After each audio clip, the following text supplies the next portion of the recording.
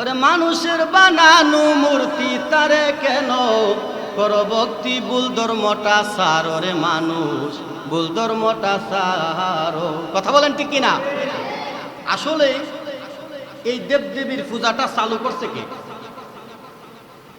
সর্বপ্রথম এই পৃথিবীর বুকে দেবদেবীর পূজাটা চালু করছে কে? জানার দরকার আছে না? আমাদের আদি পিতা হযরতে আদম আলাইহিস সালাতু ওয়াস সালাম, উনার সন্তান হচ্ছে শীস আলাইহিস সালাম। সুবহানাল্লাহ বলেন। হযরতে শীস আলাইহিস সালাতু ওয়াস সালামের সন্তান হচ্ছে হযরতে আনুশ। কি নাম? আনুশ। আনুশের সন্তান হচ্ছে কিলান। কিলানের পুত্র হচ্ছে মাহলাইল। মাহলাইলের পুত্র হচ্ছে ইয়াজদ। এই ইয়াজদে পৃথিবীর বুকে আপনার এই মূর্তি পূজাটা চালু করছে। তবে মূর্তি পূজাটা যে উনি করছে, উনারে দিয়া করাইছে কে? কথা বলেন, করাইছে কে? তো মূর্তি পূজাটা কিভাবে চালু হয়েছে দেখেন। হযরতে আদম আলাইহিস সালাতু ওয়াস সালাম, উনার সন্তান হযরতে শীস আলাইহিস সালাতু ওয়াস সালাম। হযরতে শীস আলাইহিস সালাতু ওয়াস সালাম আদম আলাইহিস সালাতু ওয়াস সালামের সন্তানদের মধ্যে সবার বড়। সুবহানাল্লাহ বলেন। আবার এও কথিত আছে হযরতে শীস আলাইহিস সালাতু ওয়াস সালাম হযরতে হাবিলের ইন্তিকালের 5 বছর পরে জন্মগ্রহণ করেছে। সুবহানাল্লাহ কইতেন না? দুইটাই খুঁজে পাওয়া যায়।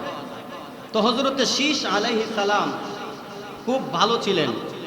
উনার শিক্ষা দীক্ষায়, গুণে গুণান্বিতে, উনার ধর্মীকথায় এবং মানে সব দিকেই খুব উনি পারদর্শী ছিলেন, খুব সুন্দর ছিলেন। আলহামদুলিল্লাহ বলেন না?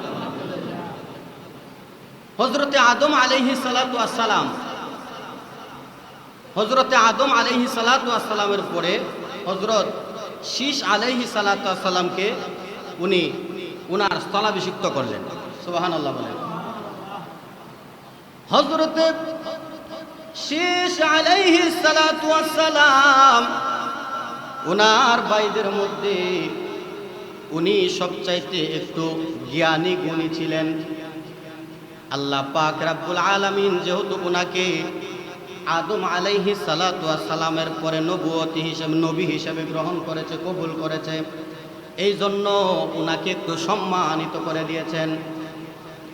আল্লাহ পাক রব্বুল আলামিন শীস আলাইহিস সালাতু ওয়াস সালামের মর্যাদা বাড়িয়ে দিয়েছেন। হযরতে শীস আলাইহিস সালাতু ওয়াস সালাম উনার ভাইদের সাথে যদিও সমস্ত কাজের মধ্যে শরীক থাকতেন, কিন্তু উনি কোনো কাজ করতেন না, কৃষি কাজগুলা করতেন না। উনি উনার ভাইয়েরা যখন কৃষিগুলা করত, জমি জামা যখন চাষ করত, জমি জামা চাষ কইরা হযরতে শীস আলাইহিস সালাতু ওয়াস সালামের যেই বন্টন আছে, ওই বন্টনটা উনার ঘরের মধ্যে উনারা পৌঁছায়া দিতেন। সুবহানাল্লাহ। হযরতে শীস আলাইহিস সালাতু ওয়াস সালামের ভাইয়েরা একদিন চিন্তা করলো, শীস যেহেতু আমাদের সাথে কাজে কর্মে যায় না, অলসের মতো বসে থাকে এবং আমাদের কাছ থেকে তার বন্টন ও গ্রহণ করে, আমরা তাকে আর তার বন্টনগুলো আমরা দেব না। আমরা কাজ করি, আমরা বন্টন করে নিয়ে যাব, তাকে আমরা দিব না, কারণ সে আমাদের সাথে কোনো কাজের মধ্যে শরীক হয় না। এরকম আমাদের যদি মনে করেন কেউ যদি আমরা শেয়ারে একটা কিছু করি, তাহলে আমরাও বলি যে না, তুমি কোনো কাজ না করলে পাইতা না। কথা বলেন ঠিক কিনা? তো তার ভাইয়েরাও এইভাবে বলতো যে না, তাকে কোনো কিছু দেওয়া যাবে না। আর ইন্দিমিন মুহূর্তে আমার আল্লাহ পাক রব্বুল আলামিন ওই শীস আলাইহিস সালাতু ওয়াস সালামকে নবুয়তি এবং কিতাব দান করে দিলেন। নবুয়তি এবং কিতাব দান করে দিলেন। আর তার ভাইয়েরাও এই খবর পাওয়ার পরে তার ভাইয়েরাও তার প্রতি নত হয়ে গেছে, কারণ উনি নবী হয়ে গেছে। সুবহানাল্লাহ বলেন না? হযরতে শীস আলাইহিস সালাতু ওয়াস সালাম উনার একটা সন্তান জন্মগ্রহণ করলেন। ওই সন্তানের নাম রাখলেন আনুশ। ওই আনুশ যখন দুনিয়ার মধ্যে আসলেন, হযরতে শীস আলাইহিস সালাতু ওয়াস সালামের সন্তান আনুশ, উনিও ছিলেন খুব ধার্মিকতায় বেশি ছিলেন, পারদর্শী বেশি ছিলেন, জ্ঞানী গুণী ছিলেন। উনাকে উনার স্থলাভিষিক্ত করলেন। হযরতে আনুস যখন উনার দায়িত্ব উনি যখন উনার পিতার পরবর্তীতে যখন দায়িত্ব পালন করতে শুরু করলেন, উনার একটা সন্তান হইল। উনার সন্তানের নাম রাখলো কিলান। কি নাম? কিলান। আরো জোরে বলেন না, কি নাম? উনার সন্তানের নাম হচ্ছে কিলান। কিলানের সন্তানের নাম হচ্ছে মাহলাইল। মাহলাইল খুব জ্ঞানী গুণী ছিলেন। উনি এলাকার মধ্যে এত সম্মানিত ব্যক্তি হয়েছিলেন উনার কাজের দ্বারায়। উনাকে মানুষরা খুব সম্মান করত। অনেক দেশ বিদেশ থেকে মানুষরা উনার কাছ থেকে আসতো, উনার কাছে আসতো পরামর্শ নেওয়ার জন্য, উনার কাছে আসতো অনেক রোগের শেফা নেওয়ার জন্য। ওনার কাছে অনেক মানুষ বিপদে পইরা ওনার কাছে আসতো। উনি এলাকার মধ্যে উনি এমন একটা গুণান্বিত হয়েছিলেন, ওই সমকার সময় ওনার মতো জ্ঞানী ওই জগতের মধ্যে ছিল না। সুবহানাল্লাহ বলেন। উনি যখন উনার দায়িত্ব পালন করতে শুরু করলেন, উনার দায়িত্ব পালন করতে করতে উনার একটা সন্তান জন্মগ্রহণ দিলেন। উনার একটা সন্তান হইল। ওই সন্তানের নাম রাখলো ইয়াজদ। কি নাম? ইয়াজদ। এই ইয়াজদ যখন জন্মগ্রহণ করলো, ইয়াজদও উনার ওই মাহলাইল উনার সন্তান ইয়াজদকে উনি স্থলাভিষিক্ত করে দিলেন। ইয়াজদ যখন স্থলাভিষিক্ত হইলেন আর মাহলাইল উনার বয়স হয়ে গেল। উনার যখন বয়স হয়ে গেল, উনি আস্তে আস্তে বৃদ্ধ হতে লাগলেন। উনার যখন বয়স শেষ হয়ে গেল, আল্লাহ পাক রব্বুল আলামিন মালাকুল মউত আজরাইল পাঠাইয়া উনাকে দুনিয়া থেকে বিদায় করে নিলেন। সুবহানাল্লাহ বলেন। ওই সময় যখন উনি দুনিয়া থেকে বিদায় হয়ে গেলেন, বাহিরের লোক, দূর দূরান্তের লোকগুলা তারা জানতো না যে মাহলাইল দুনিয়া থেকে বিদায় হয়ে গেছে। মাহলাইল দুনিয়া থেকে বিদায় হওয়ার পরেও অনেক দূর দূরান্ত থেকে দেশ বিদেশ থেকে মানুষগুলা আসতো মাহলাইলের জন্য হাদিয়া নিয়া। কিনিয়া? আরো জোরে বলেন না, কিনিয়া? মাহলাইলের জন্য হাদিয়া নিয়ে আসতো। ওনারা আয়েশা দেখছেন যে মাহলাইল দুনিয়ার জমিনে নাই, মাহলাইল ইন্তিকাল করছে। এই কথা শোনার পর ওনারা যেই হাদিয়াগুলা নিয়ে আসতো, ওনারা যে তাবারকগুলা নিয়ে আসতো, এগুলা আবার ফেরত নিয়ে যাইতো। ওই মুহূর্তে শয়তান ইবলিস। কি নাম? আরো জোরে বলেন না, কি নাম? আপনারা একটু কথা বলবেন বাজান, অনুরোধ একটু কথা বলবেন। ওই শয়তান ইবলিস একটা সুযোগ পাইল। এই সুযোগ পায়া সুযোগটা কাজে লাগানোর জন্য মাহলাইলের পুত্র ইয়াজদের কাছে গেল। ইয়াজদ রে ডাক দিয়া কয়, ইয়াজদ রে, ও ইয়াজদ, তোমার আব্বাকে উদ্দেশ্য করে দেশ বিদেশ থেকে মানুষগুলা এত এই যে তোমাদের জন্য, তোমার আব্বার জন্য হাদিয়াগুলা নিয়ে আসতেছে, তোমার আব্বাকে তারা না পাইয়া হাদিয়াগুলা নিয়ে যাইতেছে। তোমরা কি এমন কোনো কাজ করতে পারো না যে কাজের দ্বারাতে তোমার আব্বার জন্য যে হাদিয়াগুলা নিয়ে আসতেছে, ওই হাদিয়াগুলা যেন তোমাদেরকে দেয়া যায়, তারা যেন না নিয়ে যাইতে পারে? শয়তানে মানে ধোঁকা দিতেছে। তখন ইয়াজদ, মাহলাইলের পুত্র ইয়াজদ বলতেছে, কি এমন পরামর্শ আছে? আপনি কোনো পরামর্শ দেন, কারণ আমার তো এই সম্পর্কে ধারণা নাই। আপনি কোনো পরামর্শ দিতে পারেন। আর এই শয়তান ইবলিস যা আসছে সাধুর বেশ ধরে, দরবেশের বেশ ধরে আসছে। নাউজুবিল্লাহ বলেন। তো আবার দরবেশের বেশ ধরতে পারে বালা, কথা বলেন ঠিক কিনা?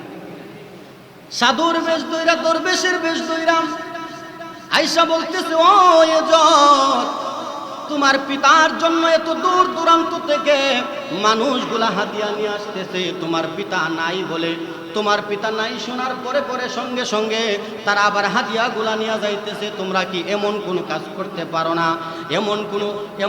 তোমরা কোনো কাজ করতে পারো না যেন তোমাদের এই হাদিয়াগুলা যেন তারা আর না নিয়ে যাইতে পারে, হাদিয়াগুলা যেন রেখে যায়? এবার ইয়াজদ ডাক দিয়া কয়ে, ও মুরব্বী, আমি তো আপনার কথাগুলা বুঝতে পারতেছি না, আমি কি এমন করব? আমার কাছে তো এমন কোনো ধারণা নাই। আপনার কাছে কোনো ধারণা থাকলে আপনি দিতে পারেন। শয়তান ইবলিস বলতেছে, আচ্ছা সমস্যা নাই, তুমি যেহেতু আমারে বলছো, তাহলে এবার তুমি শোনো। তোমার পিতা মাহলাইলের একটা মূর্তি তৈরি করো। নাউজুবিল্লাহ বলেন। আরো জোরে বলেন না, নাউজুবিল্লাহ। তোমার পিতা মাহলাইলের একটা মূর্তি তৈরি করো। ওই মূর্তিটা বানাইয়া তুমি যখন তোমার ঘরের মধ্যে আলাদা একটা কক্ষের মধ্যে স্পেশাল ভাবে এই কক্ষটা বানাইয়া ওই কক্ষের মধ্যে যখন রুমের মধ্যে যখন তুমি রেখে দিবা, ওই রুমের মধ্যে রেখে দিবা আর মানুষদেরকে জানাইয়া দিবা আমার পিতা আমাকে স্বপ্ন যুগে দেখাইছে, আমার পিতা আমাকে স্বপ্ন যুগে এলান করেছে আমি যেন আমার পিতার একটা মূর্তি বানাইয়া আমার ঘরের মধ্যে যেন রাখি, ওই মূর্তির যেন পূজা করি, মূর্তিকে যেন সম্মান করি, মূর্তিকে যেন আমরা সম্মান জানাই, এই জন্য আমার পিতা আমাকে বলছে। তাহলে দেখবা এই বুদ্ধিটা যদি তুমি করতে পারো তাহলে যে মানুষগুলা তারা হাদিয়াগুলা নিয়ে আসবো, ওই হাদিয়াগুলা তোমার আব্বার সামনে তোমার আব্বার মূর্তির সামনে তারা রেখে যাবে, এগুলা আর নেওয়া যাবে না। নাউজুবিল্লাহ বলেন। তারা এগুলো আর নেওয়া যাবে না, তোমার আব্বার সামনে রেখে যাবে। দেখেন এখন কিন্তু হয় মূর্তির সামনে কিন্তু খানা দিয়ে আসে, কথা কন না, মূর্তির সামনে খানা দিয়ে আসে না, কিন্তু মূর্তি কি খানা খায়নি? কথা বলেন না, খায়নি? ওরে মানুষের বানানো মূর্তি তারে কেন কর ভক্তি ভুল ধর্মটা সার, ওরে মানুষ ভুল ধর্মটা সার। কথা বলেন ঠিক কিনা? ওই এত ডাক দিয়ে বলতেছে ও দরবেশ বাবা আমি তো মূর্তি বানাইতে জানি না, আপনি কোনো ব্যবস্থা করতে পারবেন নি? শয়তান কই সমস্যা নাই আমি আসি। নাউজুবিল্লাহ কইতেন না? শয়তান কয় দুকা তো কাজও লাগাই লাইছি, এখন মূর্তিটা আমি বানাই দিতে হইব, মূর্তিটা ওই বানাই দিতে হইব। শয়তান বলতেছে আজত তোমার কোনো চিন্তা করতে হবে না, চিন্তার কোনো কারণ নাই, তোমার বাবার মূর্তিটা আমি তৈরি করে দিব, আমি তৈরি করে আনবো। এই শয়তান একটা মূর্তি তৈরি করে আনলেন, পাথর দিয়ে একটা মূর্তি তৈরি করে আনছে, পাথর দিয়া মূর্তি তৈরি কইরা ওই এদের একটা আলাদা একটা স্পেশাল রুম বানায়া ওই রুমের মধ্যে রেখে দিলেন। এলাকার মানুষগুলা যখন জানতে শুরু করলেন, এলাকার মানুষগুলা জানতে যখন শুরু করলেন, তারা আয়সা জিজ্ঞেস করতেছে এটা কিসের মূর্তি, এই মূর্তি কেন? বলতেছে এটা আমার বাবা মাহলাইল আমাকে স্বপ্ন যুগে দেখাইছে আমি যেন আমার বাবার একটা মূর্তি তৈরি করি, ওই মূর্তিকে যেন সম্মান করি, মূর্তির সামনে যেন আমরা হাদিয়া দেই। নাউজুবিল্লাহ বলেন, আরো জোরে বলেন না নাউজুবিল্লাহ। এই ইয়াজুদে পৃথিবীর বুকে আপনার এই মূর্তি পূজাটা চালু করছে, তবে মূর্তি পূজাটাতে উনি করছে, উনারে দিয়া করাইছে কে? ইবলিশ, মিস্টার ইবলিশ। সে তো মনে করেন মানুষের জন্য চিরশত্রু, কথা বলেন ঠিক কিনা? আদম সন্তানদের জন্য চিরশত্রু হচ্ছে মিস্টার, একটু কথা বলেন না, মিস্টার ইবলিশ।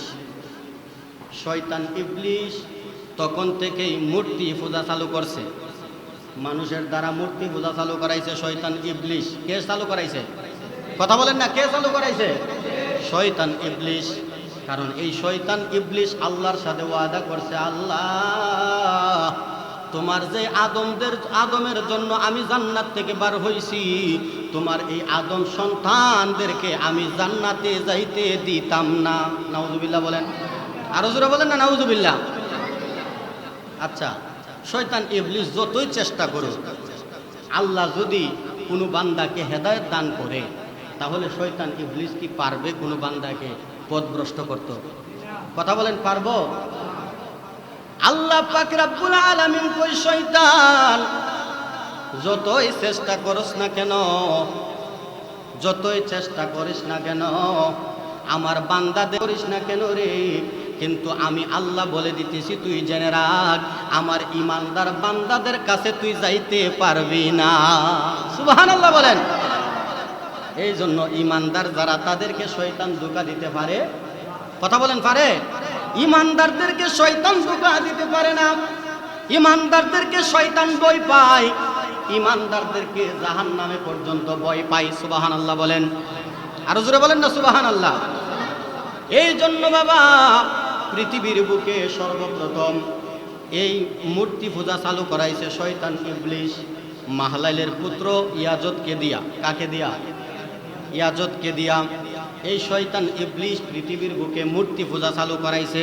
তাহলে বলেন আল্লাহর ওলিরা যদি এই বাংলার মুসলমানদেরকে যদি মুসলমান না বানাইতো, বাবা শাহজালাল উনার সঙ্গীর সাথীদেরকে নিয়ে যদি বাংলার জমিনে না আসতো, আইসা যদি আমাদেরকে মুসলমান না বানাইতো, তাহলে এখনো পর্যন্ত আমরা শয়তানের দলে থাকতাম কিনা? আরো জোরে বলেন না, থাকতাম কিনা? শয়তানের দলে আমরা থাকতাম।